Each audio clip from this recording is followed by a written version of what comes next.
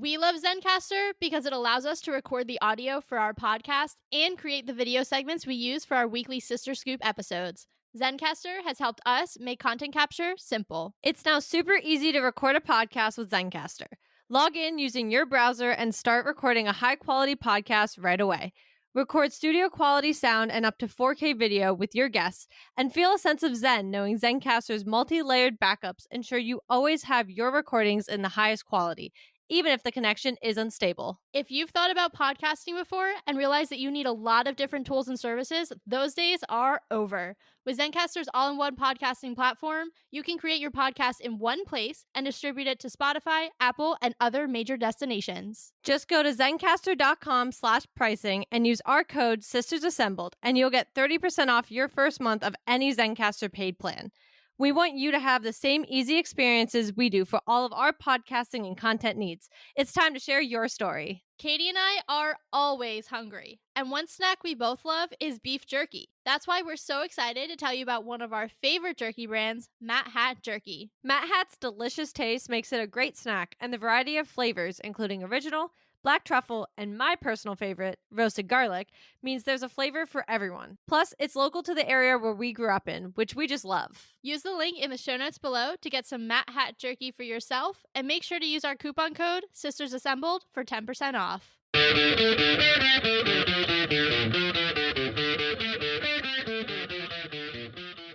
Hello, listeners, and welcome back to Sisters Assembled, where we are covering X-Men 97. I'm going to keep our intro super short today because we have a lot to talk about in this episode 8 of the series. So like always, Katie's going to go ahead and kick us off, and girl, it's all you. Yikes, because as I just said to Taylor right before we started recording, I feel as if so much happened that I don't know what happened. And I did watch this episode, to give some context, almost 10 hours ago. So it's been a little bit. But wow, so much happened, and I can't with this show. Every episode leaves me gasping for air. I feel like I am being held underwater, and I am genuinely trying to breathe every time something happens in the show. And I will say, at one point, and we'll get to it towards the end, something happened, and I was like, are they going to end this episode right here? And thank goodness they did not. But I did think they were going to, and I was like, oh my God, I can't do this if you're going to make me wait another week to know what happens. And we did get to see a little bit more, thankfully, again. But yeah, they don't care about my mental health, and that's okay. I'm okay. I'm doing okay, guys. Yeah, I think the best way to start here is to focus on our villain, because he is really the central piece of this episode. Everything that happens, all of the chaos, it stems from one being. Notice I used the word being, not man, because I don't even know what this person is. But it stems from one being, and that's Bastion. And I do want to point something out, because in between last week's recording and this week, I've had the opportunity to read a little bit more about the character. And one thing that I think is really interesting that they actually changed from his comic book origin is in the comic book. And I'm going to give you the 30,000 foot version because it's a little wonky. Yeah. But in the comic book, he is the descendant of both Master Mold and Nimrod. Somehow those guys combined, and then they went through a mystical portal, and as they came out of the mystical portal, they looked like Bastion. So that's the comic book origin. I actually think his show origin is way more interesting in that his dad was infected by the technovirus, and then that was passed along to Bastion during conception. And from there, he came out as like a techno hybrid being. So I thought that was fascinating. I also thought it was fascinating. For those of you who are blog readers, I did do a little bit of a, to T's point, 30,000 in the feet overview of who Bastion is during last week's blog. I liked the change because I do think it very easily is like, he's not a complete, like, out there android thing. He was born. And that's something they even say in the episode. Like, he was physically born into this world. I do believe, just to add on, he also then gets some of Master Mold's something, like essence. I do think they mentioned that in the show, is that he is able to, There was something with Master Mold involved with him later in life, but he is born by the technovirus, and like there was Nimrod in there somewhere because we saw him.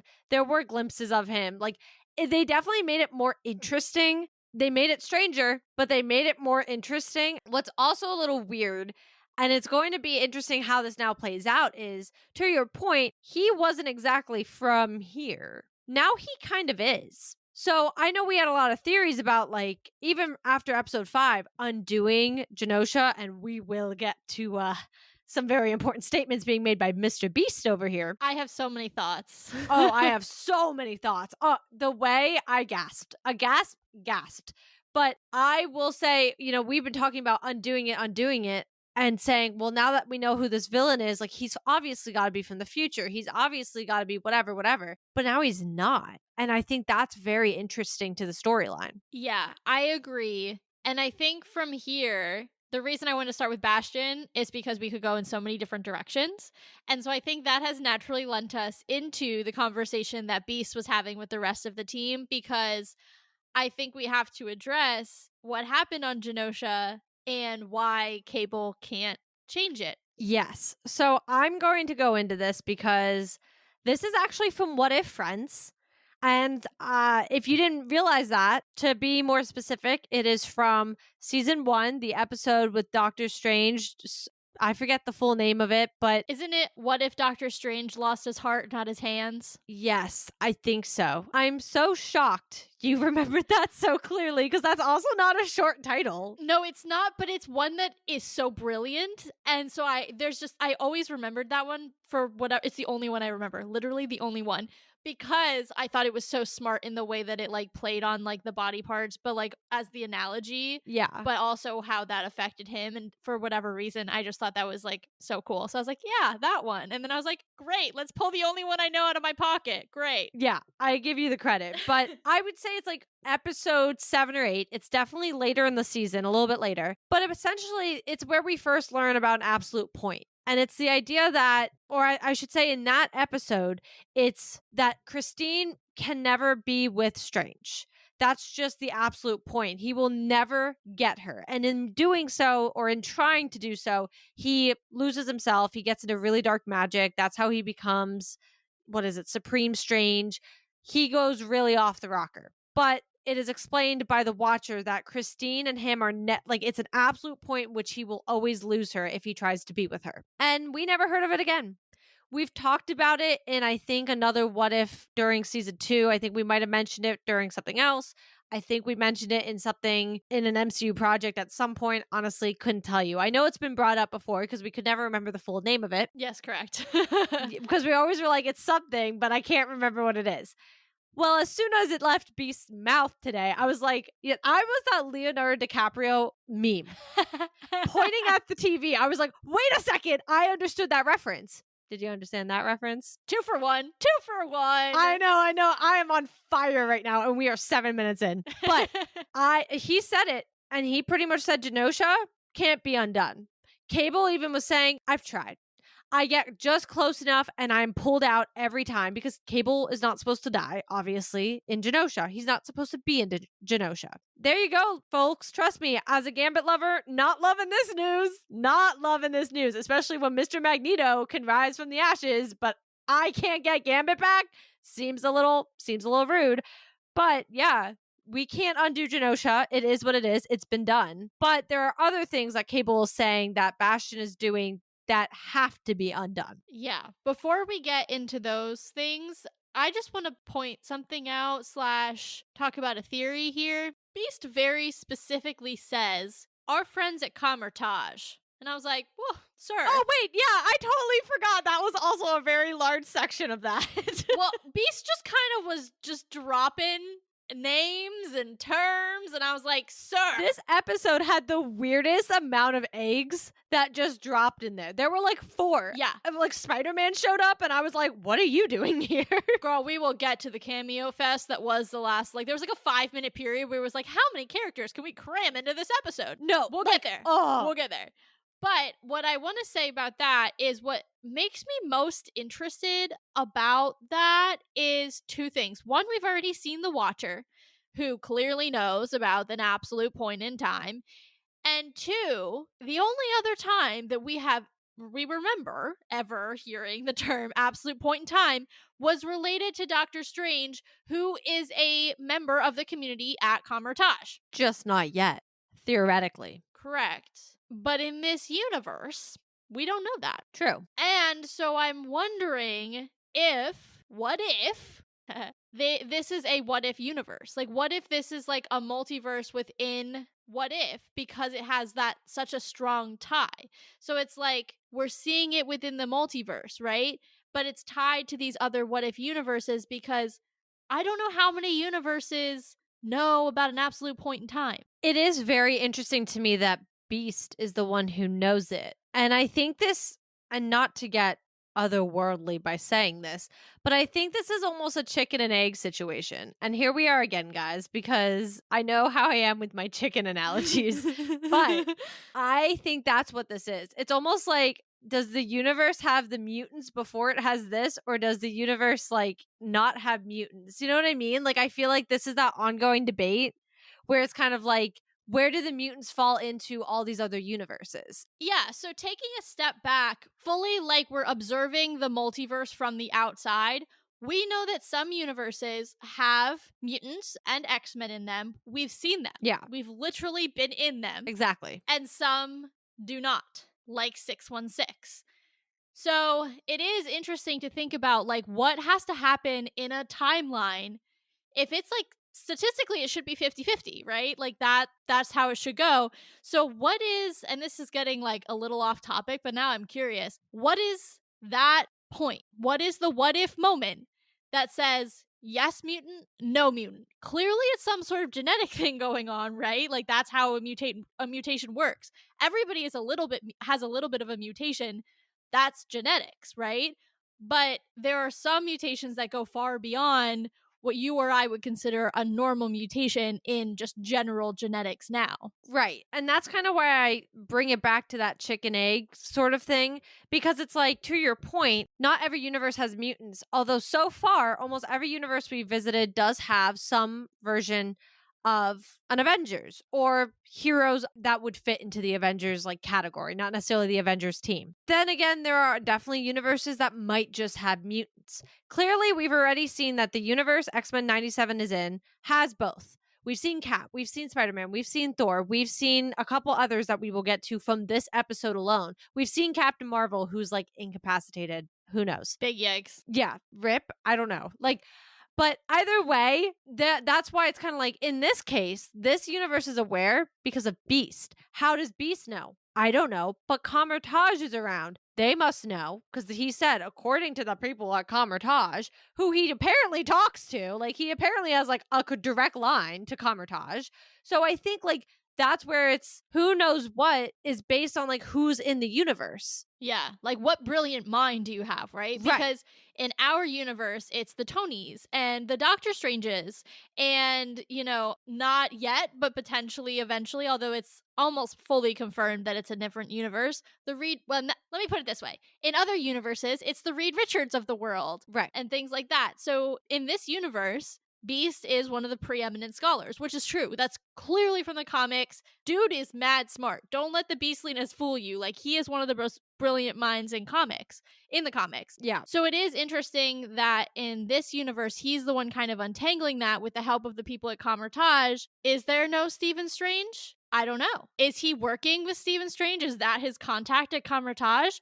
Do the people at Kamertage have contact with the Watcher that we know is watching this universe? That's why I'm like, it feels to me like it's in the, and I'm going to say this and then clarify it, but I feel like it's in the what if universe in the sense that like it is in the what if bubble. If all of these universes live within what if, this is in there too, which may seem like an obvious statement because technically what if should cover all universes, but we've never seen 616. Correct. So it's very interesting what gets included and not included. Are we now considering everything within Marvel Animation to be a part of connection with or connected to, I should say, what if, because they're all Marvel Animation projects? Obviously Marvel Zombies is going to be. It's a spin-off. Now we know Spider-Man the original series that got us into Marvel as kids is a part of it. I mean, that was already confirmed because of the original series, but again, they're reinforcing that. We'll get to this later, but we saw Doctor Doom, so is that another element that we have to talk about? We saw Baron Zemo. Like, there are so many people that are now connected because of Beast's comments and also the cameo fest that was this episode. I have so many. My mind is exploding. I don't even know the words coming out of my mouth because I can't even verbalize how quickly my thoughts are racing. Yeah, there was a lot of weight in a probably maybe 5 to 10 second statement that was made in this entire episode. There's a lot of weight in it. I think the biggest thing to kind of right us and put us back on track of just this episode, I'm sure we can do an entire episode going off of where we think X-Men 97 lives. And we probably will, knowing us. So maybe look out for that in the future. Putting us back, righting our ship. It's an absolute point. We can't undo Genosha. But to what I was saying, Cable is pretty much saying, but we can't let him keep going. We can't let Bastion win because it messes up the entire future. He cannot be correct. Now, we don't know what his future looks like. I do like that in the older episodes, we kind of would see how things turned out or how we started. They did show it though. They didn't show Cable starting in his time, but he talks about there being a utopia where basically the mutants are slaves. And that's basically their role, is to be laborers essentially to build this utopia for, I don't even know if you can consider them humans at that point. The human sentinel hybrids, the prime sentinels that he made, which, by the way, I do want to correct something I said last episode. I thought the prime sentinels were the things in the cases. They're not. The prime sentinels are, in fact, the humans that were infected. Infected is also the wrong word, but who were injected. That's the right word. Who were injected with the nanotechnology and then made into walking sentinels. So, correction on something I said last episode. If you want to correct that, I'm going to correct the blog post because I went ham and saying, like, maybe they replaced their entire skeletons. So, yes, let's correct that. They are injected with the, like, pretty much like a virus sort of thing. Regardless, not normal, and we'll get to that in a second. There were heads reattaching. Listen. You know what? Let's get into it. Let's get into the base of this. I think we just need to, because I am ultra let's rip focused this on Band-Aid it. off.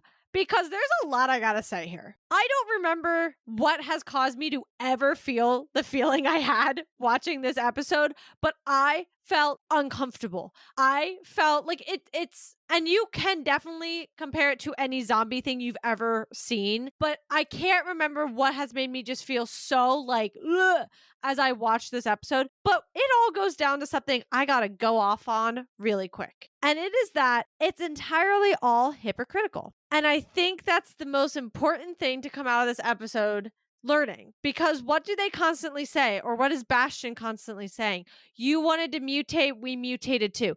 No, you didn't. No, you did not. The mutation is at random, at least for now, because obviously when mutants have like children together, they both have the mutant gene. They're going to have a mutant child. It's a dominant gene at that point. Well, yeah, assuming it's dominant, yeah. Yeah, but I'm pretty sure that was the whole point with, like, they knew Nathan was going to pretty much probably be a human. Because Jean was like, I wish he'd be, or I'm sorry, a mutant. Because Jean said, like, I wish he'd be human. But, like, they knew. Yeah. And going off of all this, that is science at its core. Like, that just happens. We mutate. Why do you think half of us now have dents in our freaking pinky? It's from bones. Like, eventually, babies are going to be born with them. They're just going to become a thing. It's just like mutations happen naturally. Natural science. Just like B said, we mutated, or I think B said it. Somebody said it. We mutated from the Neanderthal, and that's all natural. Injecting yourself with nanotechnology to create robotic zombies out of humans is not a normal mutation, my guy. There's also, and like, I'm going back to 10th grade science here, so bear with me. It's been a long time since I've been in 10th grade, but if I'm remembering correctly, mutation does not happen within a human period. Mutation happens when two genetic codes come together. So we'll say in this case, a mother and a father come together, their genetic codes come together, and then their DNA, there's the dominant and then there's the recessive gene. Those genes duke it out. And sometimes something super weird and off the wall that shouldn't happen in the Pundit square happens. That's a mutation. A mutation does not happen when the being, and this goes for all living beings. This is not just humans and the human species. This is all species of all types. Once that being is alive, it is not mutation, okay? That is not how it happens. The mutation happens only at the time at which the genes come together from the parents. So, if you are already alive, you are in fact not mutating. I don't know what the word is for it, but it's not a mutation. Mutation goes from one generation to the next. Does not happen within a generation. Period. That is basic genetics, and that's basically all I remember from that. So, there you go. Well, and going off of that, to wrap it all together, again, to reiterate, you also cannot, well, I know this is probably weird because thinking about it, technically some of the mutants' mutations could have been triggered by something, not necessarily just awoken, though most of the time they're awoken through like puberty, which is natural, right? But like, you can't just naturally cause a mutation. That's just a blanket statement. I could not today just be like, I think I should grow a third arm.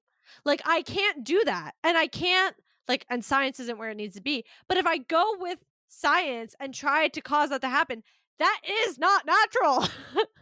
That's not a natural mutation, to Taylor's point. So I circle back and say, hypocrite. This is all hypocritical. Not to mention, these are not humans anymore. I don't know what to call them. I mean, we call them prime sentinels, but this is disgusting. And how does it work? Well, before we even get there, I want to talk about something else, because when you said hypocrite, that reminded me of the icky feeling and one of the biggest questions I had coming out of this episode, which is, how many of these people willingly chose to undergo this treatment and how many were forced? Because that was a lot of people. Yeah. In fact, it looked like a majority of people.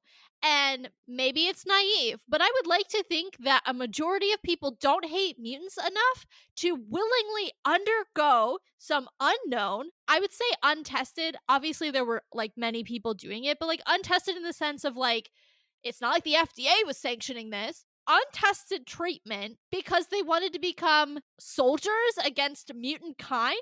Is that really the world that they're living in? Because if so, that's freaking pathetic. And everybody who's a Prime Sentinel, you know what? You can go away. Just go away. Well, actually, that works well with what I said. How does it work? Because we see how they turn. How do they return to human?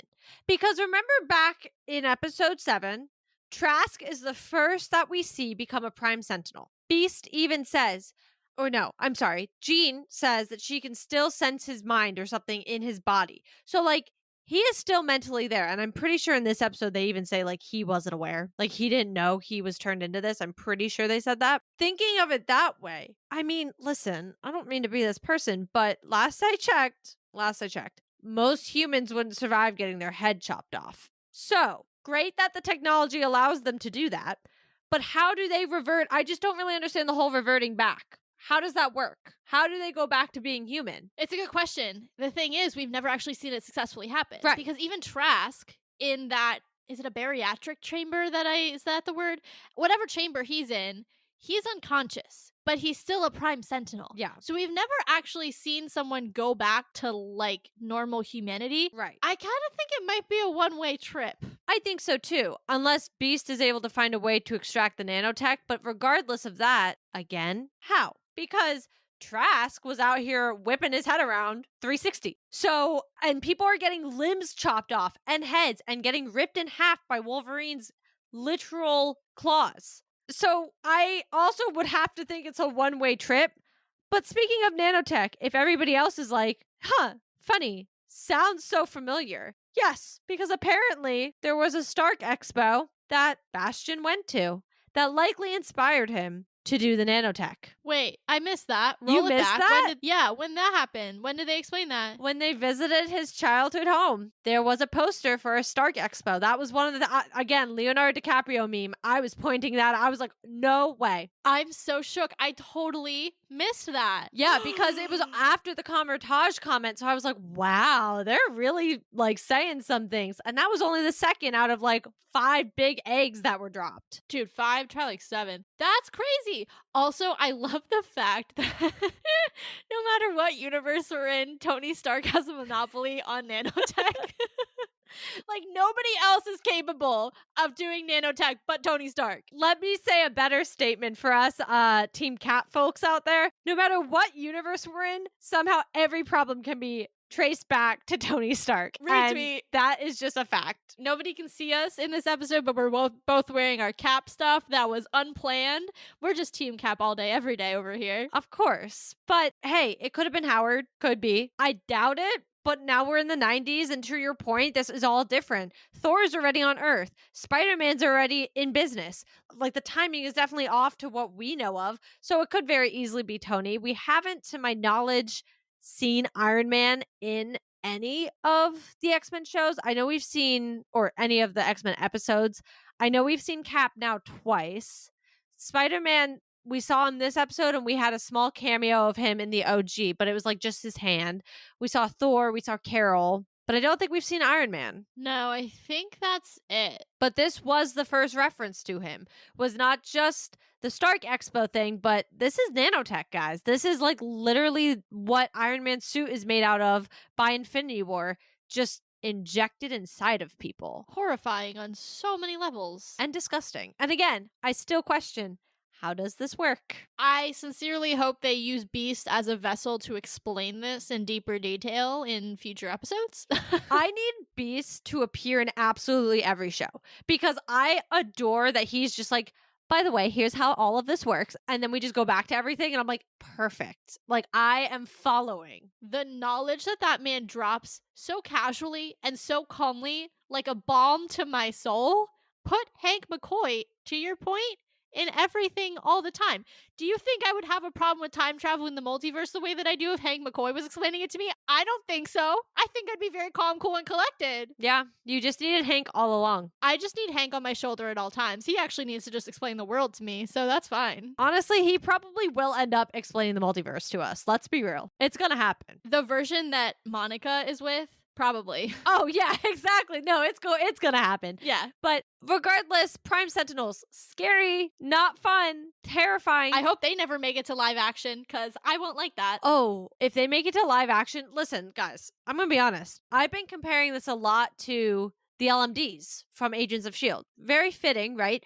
No, stop comparing it to them because nothing like the LMDs at this point. No. You all know, if you've been listening to some of our older episodes, I was obsessed with The Last of Us, despite the fact that living alone, it actually made me triple check that my doors were locked and turn on a bunch of lights in my apartment because I was afraid to watch it alone at the tender age of 24. But this scares me like that. And I think if it were to come into live action, it would scare me even more because I don't do well with those types of things. And they're freaking scary. They are scary. And listen, I know I've been begging for like a Marvel Zombies, but I don't think this is what I meant, guys. No. This wasn't quite it. But yeah, no, they're scary. And I mean, listen, let's get into the other big part. Well, there's a lot of big parts, but let's get into the other big part of this, which is Magneto downed them all single-handedly. My guy, okay, first off, again, what woman is in that room when they are doing the animation? Because she said Magneto in his underwear and we're going to keep him in it. We're not even going to put him in clothes. Praise be. Yeah, I don't even know. When I saw, I was like, who's doing this? Who is doing this? First off, not only did you make him a silver fox for this entire season, like you made him like, listen, I love my boy Gambit, but I was like, Rogue, I get it. Like, I get the debate. I understand. But then like you were like, let's have him in his underwear tied up to a wall. And I was like, what are you doing? Is this not a kids show anymore? Like, what is happening? You're killing me.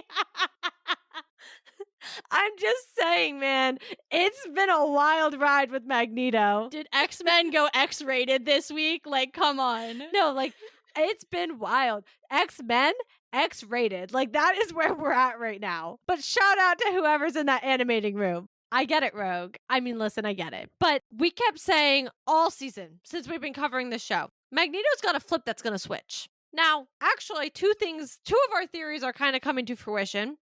We said something big had to happen with the mutants for him to flip. And that was expected. Something was going to have to, I don't want to say break his heart, but essentially break his heart enough that he can't even pretend to believe in humanity. This was it. Genosha was it. Because their biggest mistake, and I still want to know why they were holding him, because obviously it was for a bigger purpose, and I have some theories on that.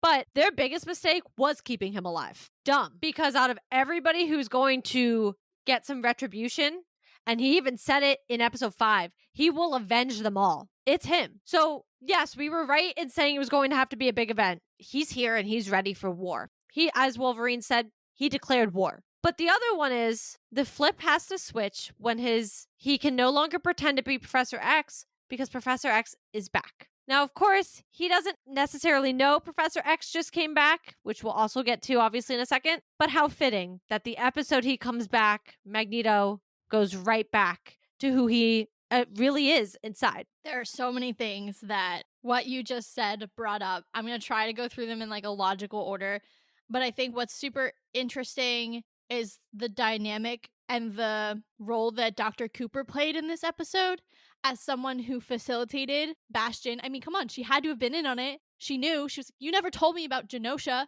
but she survived. So she knew she was working with him the whole time. Yep. But the one thing or two things maybe that changed her mind, Genosha at scale, because I don't know what her motivation was, but she doesn't seem like a bad person. I also don't think she was supposed to be there. Probably. My impression was she was either not supposed to be there or because she didn't know about it, that was a turning point for her because she was like, you didn't care I was there. Well, I also think, I don't know what, like I said, I don't know why she allied herself with Bastion, whether it was to control Magneto specifically, and maybe that was why they kept Magneto, to use him as like a lesson, like this is what happens if you think that you can supersede humanity, because she clearly has it out for the guy, like she did not like him. But I think Genosha was a turning point because I don't know that she signed off on genocide. I really don't. She just doesn't strike me as that type of person. And look, maybe that's naive, but I never got like super hate vibes from her. I'm trying to accomplish something. I'm trying to find peace. Maybe I'm going to do some shady deals on the side to make that happen, but I'm not genocidal. The other genocide that Magneto lived through, which is the Holocaust, when she saw his tattoos. Or his tattoo. And I think that is not something that you can overlook because I'm pretty sure they showed it like twice. Oh, they did. Yeah, it was an important moment for her to realize everything this man has gone through. Not only has he gone through the Holocaust and survived, but now he is going through a second genocide, a second witch hunt, basically, against a people or a community that he's a part of. And that's the moment that it snaps for her into place. Oh, I'm on the wrong side of history. I am not going to be remembered fondly. I am going to be remembered as someone who allowed this to happen and probably facilitated it, whether I knew it or not. I worked with this maniac, and he's a disgusting fool, and I have to do what I can to stop it. The other thing that's fascinating about Dr. Cooper, she says what we're all thinking, Magneto was right. This whole time, humanity didn't deserve mutants because I don't want to say all, because there are bad mutants too. But there are bad people. Exactly. There's bad in every group. There's good in every group. No group is a monolith. Period. The end. But the majority of mutants want to live in peace. That's all they ever wanted. Magneto may have gone a little far sometimes in his rhetoric about evolution and blah, blah, blah. I get it. Yet he wasn't wrong. No. Because even Bastion says in 100 years, it's 10-1, mutants and humans. Right. But at the same time, the other portion of Magneto's rhetoric was, we will never coexist peacefully. And that was proven. And Dr. Cooper says it. And now humans are fighting back in the dirtiest possible way and using themselves basically as weapons, and it's horrifying. And that whole underlying theme, which we have worked our way up to this entire season, is utterly fascinating, and that's why Magneto is the perfect character to embody that and to carry that story forward. You don't need Charles for this. You don't need him. It's Magneto's show, and that's it. I want to add to that this was genius writing. Now, I don't know why the writer was fired from this show. That has not come out. We covered that in a sister scoop, 2 months ago. It was before the show even came out. However, I believe his name is Bo DeMaio. Shout out for this. Because What an amazing thought process to go through Magneto and to have him actually be your driving character for a lot of what is going on in the entire show. From giggles in the first episode to having the Goblin Queen, because, hey guys, that happened this season, whether you remember it or not. And now you have all of this, Genosha, and you have him being the one to declare the war on humans. He just put the entire world into a blackout, and that's where it ends. We don't know what's next. And that's that point where I thought it was going to be over. I really did think like they were just going to end with the world blacking out. And I was like, whoa. But it's a genius thought process. It's also so interesting because for those who aren't really familiar with, the X-Men or their stories, Magneto is one of the hardest to ever sit there and say he's a villain. Yeah. Because you can get him. He's also been through far too much, especially this one at this point, as you were pointing out. Now he's lived through Genosha. He's lived through a second genocide. He is part of a second witch hunt. This Magneto's been through a lot. He is a complex character that is just amazing to see. And we're seeing it in an animated show. Like, remind yourself that. We are seeing this in an animated show, but it was a genius idea to go through him. And I'm so excited, but also dreading what comes next. Yeah. I think a couple things to that. First, you're right. Kudos to the writing. This might have to be the best writing we've ever seen in the MCU. Oh, like, my God, I don't mean to be, like, shiny new toy. That's not what this is. Think about the depth and the level of the conversations that we've been having for the last 8 weeks about this show. Think about the way that the superficial storylines and the small things have all led to this moment. The way that the characters have been developed both alone and together. It is so seamless. And to your point, it's done in animation. It is some of the strongest, tightest writing that we've ever seen. It's absolutely brilliant. I mean, I can't even say enough. The fact that we get to talk about this every week at this level and talk about these themes that are so deep, but it makes it so accessible. I mean, that truly takes an insane amount of skill. And then to be able to adapt that from, comics that are 10, 20 years old or 30 years old, probably, that is so smart to be able to make it applicable to today's, how many times have we talked about it? Ripped from the headlines, to make it applicable to the things that we're facing in today's society and culture and current events. That's so smart. It's just so freaking smart. Yeah, this show just keeps batting 1,000. And I can't say it any differently. Like, it just keeps winning. And so I want to just quick finish up with Magneto, because it's like, where do we go from here? We just ended in a worldwide blackout. Magneto's out in his underwear, ready for war. Now what? I mean, they know what happened. Wolverine said it. People know what's going on. I do want to just add, this was kind of one of my theories with why they kept Magneto. He can take down the Prime Sentinels. It's nanotech. It's still some sort of like metal or something, because clearly he was able, with the magnetic pulse, he took out their charging, essentially, took the light literally out of their eyes. So he has the ability to at least stun them, I would say, or at least incapacitate. That's the word I think is better. So that's my running theory why he was kept. My other one is he's a possible lure for Professor X, but now they don't have him, so I don't really know how that's going to work. But I do think, Bastion has some beef with Professor X, who we can get right into right now if we want to. Yeah, I do want to go back really quick to it's not really Bastion, it's kind of what happens in his like lair or whatever. I do want to point out again, and also question, why was he talking to so many villains? It was Doctor Doom, and it was Baron Zemo, and someone even pointed out potentially Killmonger and potentially Madam Hydra. So let's talk about, why do we suddenly have like a group of villains working together? Because that is a little scary, and we're clearly building to something that I think is going to go beyond this season, and I think they're setting themselves up for season 2 quite nicely. I don't think Bastion's going to make it out, but I do think that his allies are going to make it out, and we're going to see a lot more interconnection next season. Yeah, actually, let's throw Professor X out and forget about that, because these were things I totally forgot, even though I was alluding to them at the beginning of the episode. Yes, Dr. Doom just like totally appears. Zemo just like totally appears. There's one of two ways too that I think this works. And you got to think about it both ways. One, are they all on Earth currently? Are they all like a superhero or sorry, a super villain like club? Or are they from other universes? Because clearly Bastion has had connection and the ability to find people from across the galaxy. Who's to say he can't exactly find people from across other universes? Because I do think it's a little weird. We have never, and granted, I get it. The mutants, our X-Men are dealing with mutant issues, but I can't think we can completely ignore, like, has Doctor Doom been working? Has Zemo been working? I mean, obviously there's other heroes, so I think we're living in a weird bubble, but I don't know. But also, my question, really, that gets to the heart of everything when it comes to our other villains, is what do they get out of it? Like, what does Doctor Doom have against the mutants? What does Zemo have against the mutants? Like, Unless it's to take them all down.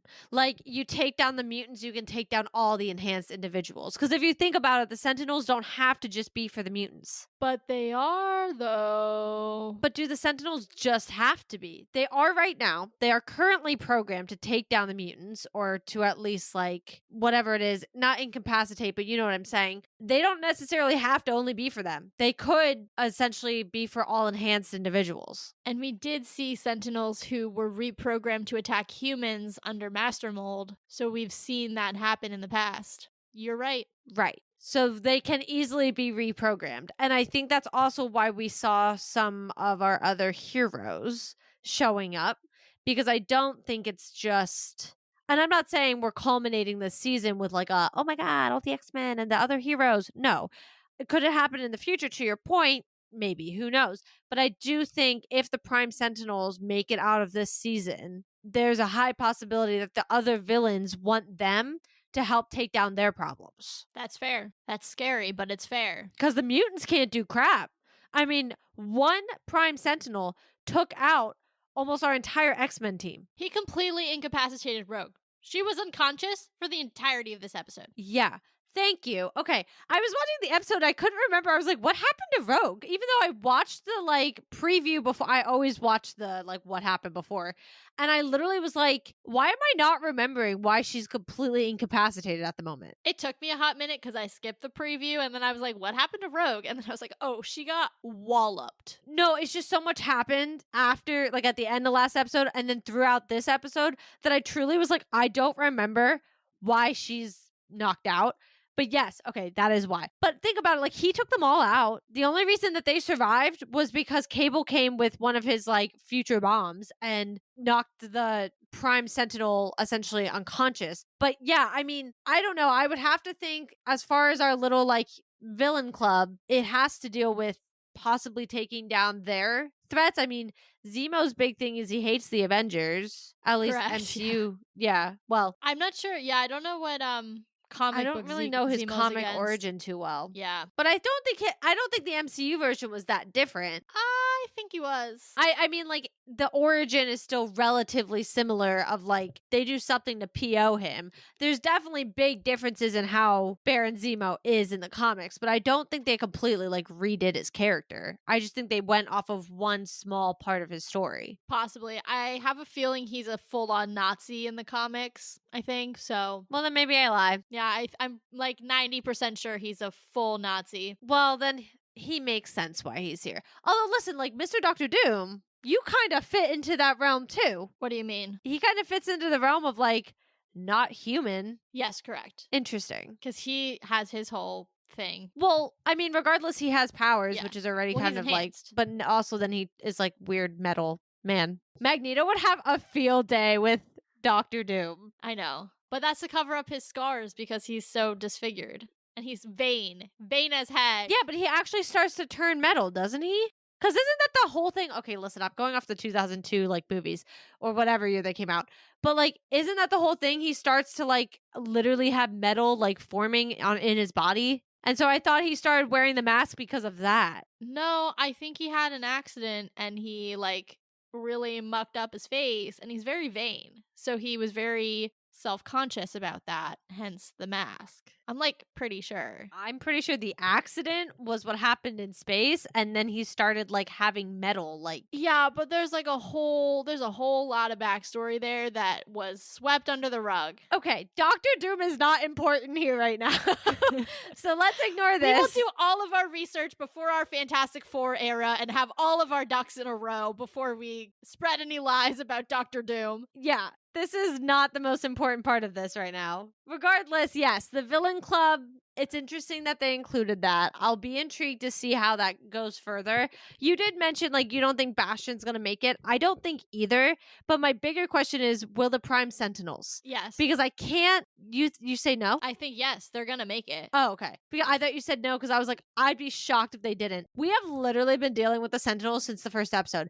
Poor Jubilee's out here like, I have to avoid malls. Like, traumatized. Girlie cannot win. I know. And the mall is her safe space. I know, but like, Girlie can't win out here. And so I don't think the Prime Sentinels can just disappear. I really don't. They are the next step in the evolution of the Sentinels. And so I think you have to continue them at least in the next season. I also don't know when you have the Friends of Humanity, for example, who I would think would be the first ones to sign up. And I'm sure they were. Yeah. It's like Pokemon gotta catch them all. You're never gonna catch them all. Like, there are just so many people that have now become Prime Sentinels, some of which, to your point earlier, may not even know that they have been affected by this until they get near a mutant. It's like dormant, and then they just kill. So, like, not everybody's gonna be like, hey, even, let's say, hypothetically, they find a way to get the nanotech out. If you don't even know you have the nanotech in until you turn, well, how are you supposed to, like, undo that? You're never going to catch. Someone's always going to slip through the cracks. Okay, first of all, as an almost level 45 on Pokemon Go, I can confirm it is very difficult to catch them all. Okay. But second, correct. And that's why I want to say it was Jean, or at least it was the Summers as a family unit, which was iconic in its own way. But they were all together when they went to Bastion's old home, and that's where they get attacked by his mom and then his whole town. And one of them says, like, he turned his entire town. You can't tell me they all agreed. You can't tell me that entire town said, yes, implant me with this technology that I don't really understand what it is, but do it anyway. I can't see that is valid. So to your point, if he was infecting people, I mean, what if he had it in like the drinking water or something? I'm just throwing out a theory. If he's infecting people, it is a virus. You can't catch it. Hello, COVID-19, anybody? Remember that? A literal pandemic of nanobots in your body. Horrifying. New fear unlocked. Yeah, which we still don't know how you undo. Yeah. Last two things, and we're going to try to cover them quickly because we are coming up on time here. Professor X. There's not a ton that we can say about him that we haven't already said because he was in the episode for all of 30 seconds. So everything that we've said in past episodes, go revisit, because I don't think I've changed my opinion on how that's going to happen, except to say, we called it, people are PO'd that they lied. We've been saying that for episodes. Mark another one for us in the win column. Yes. Thing two, the Jubilee storyline is actually rising to the ranks in terms of importance. This is what I love about this show. Because, listen, we complained. We did. And at the time, let's be real, we were dealing with the Goblin Queen. So we were like, why would you take us away from that? What is the point of this? And we complained about the first half of episode 4. I'm actually pretty sure we complained about the second half too, for other reasons. But we complained about the first half because we were like, why are we doing this in the middle of what was an iconic storyline? And then they slapped us in the face with episode 5. So luckily we forgot. But this is why I love this show. And this is why I eat my own words every time. Because they always do something for a reason. And we saw that. This whole Jubilee and Roberto storyline is critical. Now, it's coming in. They are captured by the Prime Sentinels. Therefore, Bastion technically probably has them. This is all important. We've wrapped all the way around. Yeah, a couple of things. One, let's not overlook who told him to go with them. His own mother. I saw it coming, but it still hurt. A microcosm of what's happening on a grander scale. families being intolerant to their own loved ones. Yep. His mom, she can go kick a rock as far as I'm concerned. 2, there actually is comic book precedence for Bastion kidnapping Jubilee. So, this is following right along. I don't remember the exact details, so I don't know. I also don't think the article I was reading told me how, but he captures Jubilee, so that feels very much in place. So yeah, taking another little bit from the comics, we are watching Jubilee and Roberto. Who knows what's going to happen to them? I mean, other than extermination, well, actually, we do know what's going to happen. Mr. Sinister, because he made it very clear that he was excited to have, and I quote, a pin full of mutants in order to experiment on. Chilling and terrifying for 7 o'clock in the morning when I was watching this. Thank you, Mr. Sinister, for being the man of my nightmares. Yeah, I mean, this season as a whole just keeps going. And even though the episodes are getting to the point where they're dwindling, we only have 2 left. I genuinely am sitting here and I'm like, what is happening? Because there's so much that still has to go down. Bastion, to your point, has Jubilee. This is comic book precedence. Now you bring up Mr. Sinister, who has been involved in all this, fittingly, of course. And it's like, what the crap? Like, what is happening at this point? Remember when we complained about the slow episodes? No, I know. Oh, we were like, oh my God, could you not give us more of this? And then, like, they did. And we were like, oh, great. And then suddenly everybody started dying. And it was not so great. Yeah. Like, no shade. I literally am living for this every week, but wow. You're going for it, Marvel. You said, hey, you thought we were going to tease you with animation? You thought we were going to go easy? Let me rip your heart out, stomp it on it, put it back in your chest, rip it out again, and then do it multiple times. Yeah. That's what this is happening right now. Yeah, this episode is showing us like we're not prepared for 9 and 10. And that's scary because I think we even said in episode 7, like it was leading up, we were getting there. They were setting the stage, but I still feel like we're setting the stage and not in a negative way. Things are moving forward for sure, but I'm not sure how this is going to end. Like we've already lost one X-Man. What's next? And that was in Genosha. We're heading towards war. Yeah, I mean, if I had to hazard a guess, season 2 could be all out war. We may just watch X-Men battling it out in season 2. Well, I want to point out for those who might not have spent time on the internet leading up to this episode, or for those who didn't watch the OG series, there was a list of a couple episodes from the OG series that were recommended to watch prior to this episode. And one of them, interestingly enough, and I can't remember the name of it, was an episode in which Wolverine and Storm, and this is important to remember so everybody who has watched it can kind of place it, were together. It was the only episode where they've ever been romantically linked, and they essentially were in the future, and that future was them fighting pretty much a bunch of, I don't know, like robotic kind of monster things. Pretty much they were fighting the humans. It wasn't all out war, and that episode was recommended prior to viewing this one, or at least viewing the rest of the series. And so T, you kind of just triggered that thought in me as you said that, because is that the direction we're about to go? Important to note 2 things from that episode. The trigger for getting to war, the death of Charles Xavier early on in his life. Yeah. 2, the man who was leading those people and everybody into war, into battle, Magneto. Are we going into that future? Are we trading the Bastion leads future for that future? I don't know. Could be interesting. Definitely could be. And what's even more interesting to me is Cable's still here. And that means anything can go. All we need is Bishop, and we've got the Holy Trinity. Time travel, Bishop, and Cable. Yeah, but just to put out there, Cable's like, by the way, lost him in the time stream when I was a whole child and grew up alone. And I was like, what? Like, just drop that on us. But it does answer a lot of questions. Also, when's Bishop coming back? Like, where is he? Is that going to be a whole storyline Yeah, that we... but knowing him, his future might be fine. But if he lost him in the time stream, Bishop may not have gone back to his future. Like, we might have an episode in season 2 that focuses on where the heck Bishop went to. I mean, that's fair. I didn't even think about that. But yeah, I don't know. I mean, Bishop, I'm pretty sure interacted with Cable and other times in the OG series. So like unless he doesn't know that's Nathan, he knows he survives. They hardcore fight each other the first time they meet. I thought so. Yeah. But yeah, I mean, I don't know. Because he just like dropped that. And like I said, that answers a lot of questions for me because I know from the beginning of the series, not really, was that episode 3? So pretty early in the beginning. That was a huge question, was like, does Nathan ever actually return to his parents at any point in childhood? Like, who raises him? Does Bishop ever tell him who his parents are? Like, how does any of this work? Because obviously Bishop and Cable know each other from the OG series, so they have a past. Like, how does this work?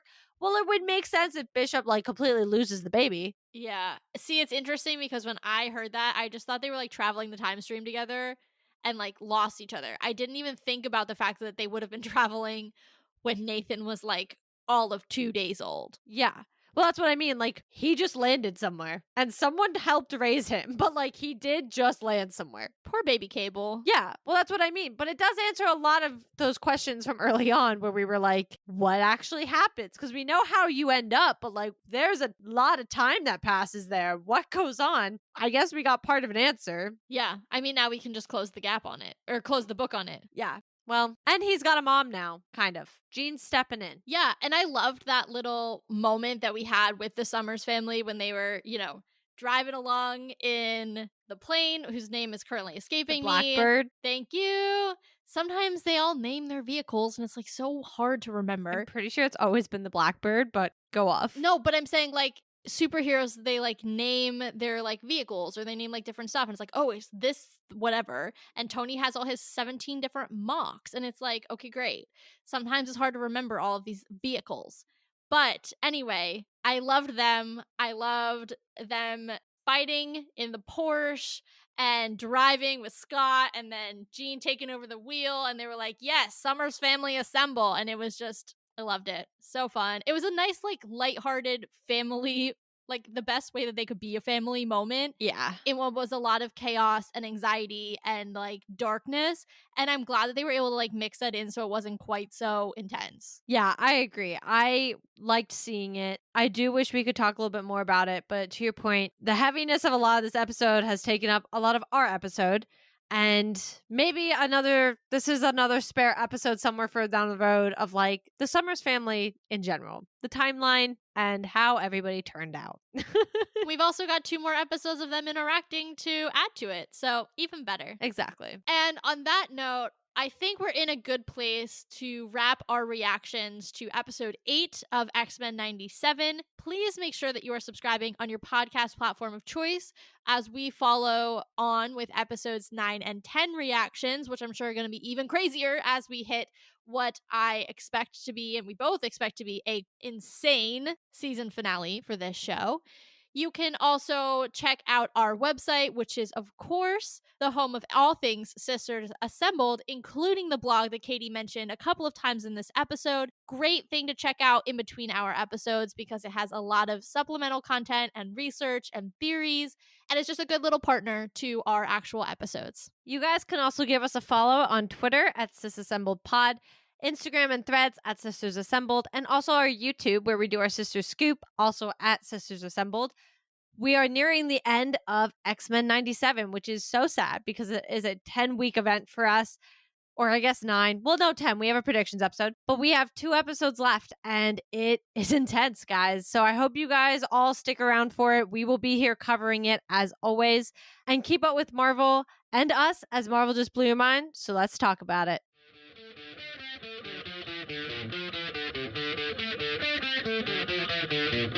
Thank you.